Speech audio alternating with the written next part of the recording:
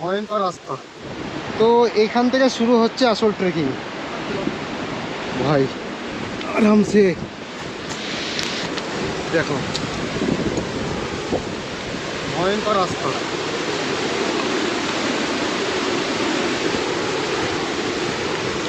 আমাকে বলেছে রাস্তা খারাপ না, ভালোই আছে। এখন এটা এদের কাছে ভালো, আমাদের কাছে তো ভালো না।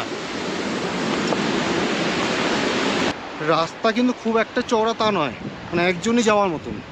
তবে হ্যাঁ, যাওয়া যায়, তবে বেশিক্ষণ না, হয়তো 10-15 মিনিট ট্রেক করার পরেই আমার পেছনে দেখা যাচ্ছে না, এখানে ব্রিজ দেখতে পেলাম।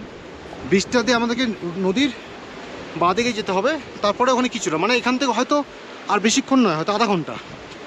লোকাল লোক তো আধা ঘন্টায় আসে, আমাকে বলেছে যেখানে আমরা হোমস্টেতে আছি সেই দিদি বললো যে আমাদের আধা ঘন্টা লাগে, তোমাদের 40 মিনিট 35 মিনিট লাগবে ম্যাক্সিমাম।